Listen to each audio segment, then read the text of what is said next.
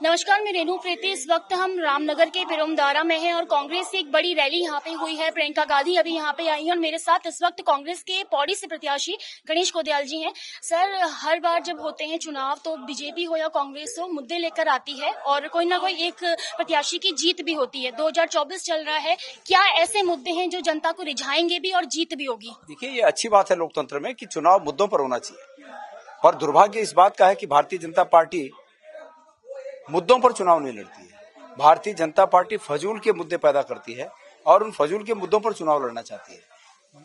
मुद्दे ये होनी चाहिए कि आम लोगों के जीवन स्तर में किस प्रकार से बेहतरी लाई जा सके, उन मुद्दों पर बात होनी चाहिए। तो हमारे वही मुद्दे हैं। हमारा मुद्दा है कि जो इनकी गारंटी है, ये कहते हैं कि फलाने की गारंटी, किस बात की गारंटी? भ्रष्टाचार बढ़ाने की गारंटी। आप इस बात की गवाह हैं और सब जनता इस बात की गवाह है कि 72 हजार करोड़ के आरोपियों को भारतीय जनता पार्टी ने शरण देकर उनके पाप से उनको मुक्त कर दिया। तो ये भ्रष्टाचार है। भ्रष्टाचार की गारंटी, महंगाई की गारंटी, महिलाओं के खिलाफ अपराध की गारंटी, और ये तमाम बेरोजगारी की गारंटी। ये 10 साल में जो गारंटियां हमें मिली हैं वो ये हैं।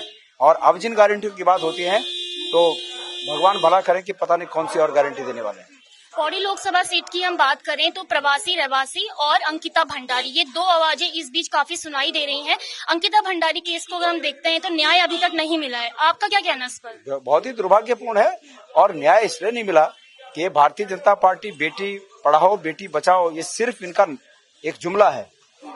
अगर इनका वाकई में ये नारा होता और ये इस बात के लिए कृत संकल्प होते कि बेटियों को पढ़ाओ और बेटियों को बचाओ, तो ये हरियाणा में जो बेटियों के साथ इन्होंने किया, ऐसा नहीं करते। अंकिता भंडारी के केस में जो इनका एक वीआईपी नेता आरोपी है, जिसको बचाने की कोशिश कर रहे हैं, वो आज सलाखों के पीछे होता, कानून के शिकंजे में होता। मणिपुर का हाल आपने देख ही लिया। तो ये सब सगुफे हैं, फजूल है, ये शब्दों का जाल बुनते हैं और उस जाल में भोले भाले लोगों को फंसा कर अपनी राजनीति चमकाते हैं, लेकिन जनता अब इनको समझ गई है। अच्छा, पौड़ी की हम बात करें तो अनिल बनूलनी और गणेश कोदयाल के बीच कांटे की टक्कर मानी जा रही है। आप इस चुनौती से कैसे पार पाने वाले हैं?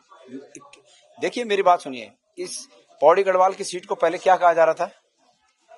बीजेपी ये मान रही थी कि वो उसकी झोली में है। आज ये माना जा रहा है कि कांटे की लड़ाई में है। तो अगर ये कांटे की, आप ही के शब्दों के अनुसार, मैं तो ये मान रहा हूँ कि जनता के आशीर्वाद से एक तरफा है, लेकिन आप ही की बात को ये मान लूं कि ये सीट अब कांटे की हो गई है। पहले जो एक तरफा थी वो अब कांटे की हो गई। तो इस कांटे की लड़ाई तक कौन लाया इसको? जनता लाई। तो जनता इसको निर्णायक मोड़ पर ले जाएगी। आज गढ़वाल की लोकसभा की सीट इस मुकाम पर आप पहुंची है कि केंद्र और राज्य की सरकारें गणेश कोदयाल को जीतने नहीं देना चाहती और गढ़वाल की जनता मुझे हारने नहीं देना चाहती। इस मुकाम पे लड़ाई है, तो जीत हमेशा जनता की होती है। तो ये थे हमारे साथ गणेश कोदयाल जी, पौड़ी से लोकसभा सीट के प्रत्याशी हैं और अब मतदान होना है 19 अप्रैल को। देखने वाली बात होगी, क्योंकि देखिए इन्होंने कहा है कि भले ही कांटे की टक्कर हो, लेकिन जो निर्णय होगा वो आखिर में जनता का ही होगा। देखने वाली बात होगी। आपका क्या कहना है कमेंट बॉक्स में जरूर बताइएगा। मैं रेणु प्रीति, कैमरा पर्सन अफजाल के साथ, खबर उत्तराखंड, देहरादून।